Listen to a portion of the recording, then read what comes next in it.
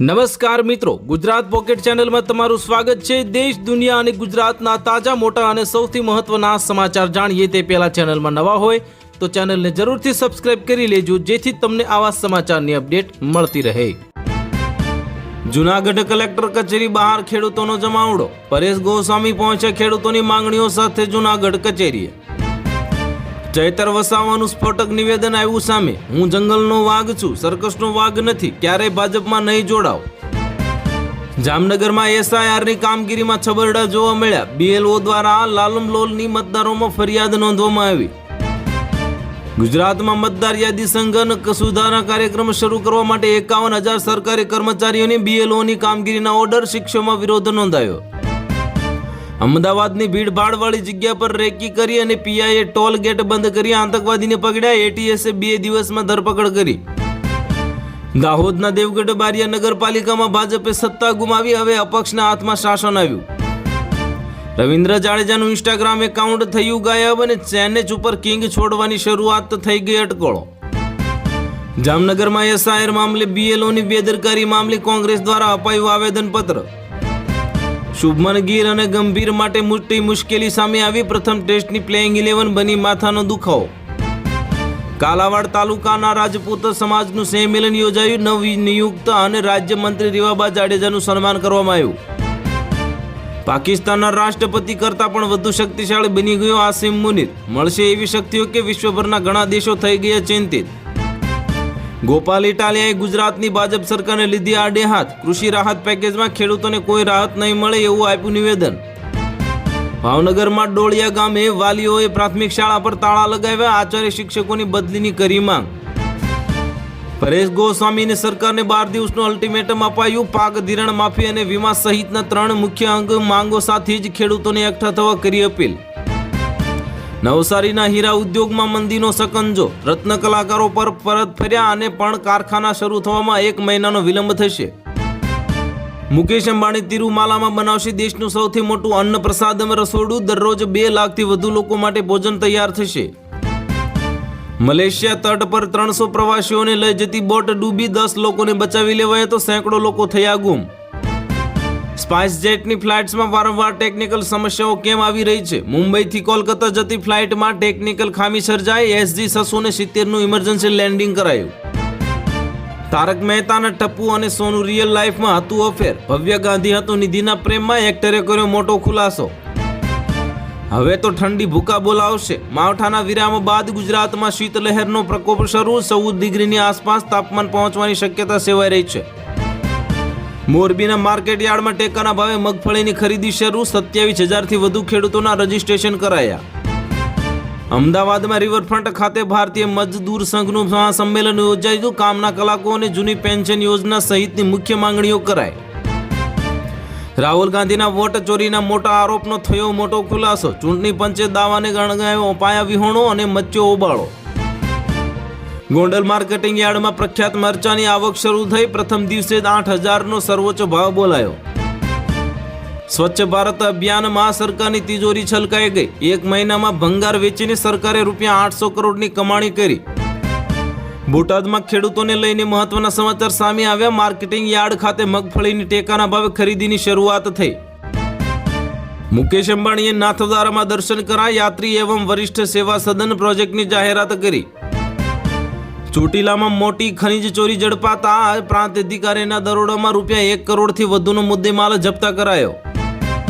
રોકાણકારો હવે સાવધાન રહેજો। આવતા અઠવાડિયે નક્કી થશે સોનાના ભાવની દિશા, તો સૌની નજર અમેરિકા અને ચીનના આર્થિક ડેટા પર। સીએમ યોગીનો મોટો નિર્ણય। ઉત્તર પ્રદેશમાં તમામ સરકારી શાળાઓમાં હવે વંદે માતરમ ગાવું હવે ફરજિયાત રહેશે। અમેરિકામાં સરકારી શટડાઉનનો અંત નજીક। ડેમોક્રેટ્સ રિપબ્લિકન્સ વચ્ચે સહમતિના સંકેત સામે આવ્યા। મલેશિયા કોસ્ટ નજીક રોહિંગ્યા પ્રવાસીઓને લઈ જતી બોટ ડૂબી, સેંકડો લોકોના મોતની આશંકા। ભોપાલમાં કરુણાંતિકા સર્જાઈ। ટ્રકે બાઇકને મારી ટક્કર। એશિયા કપના ગોલ્ડ મેડાલિસ્ટ સહિત નેવીના 2 જવાનોના થયા કરુણ મોત। પાક નિષ્ફળ જતા અરડોઈ અને રેવાણિયામાં 2 ખેડૂતની આત્મહત્યા સામે આવી। રાજકોટમાં આતંક મચાવનાર પેંડા ગેંગના 17 સભ્યો સામે ગુજસી ટોક। મંગળા રોડ પર અંધાધૂંધ ફાયરિંગ કર્યા બાદ પોલીસની ઊંઘ ઉડી।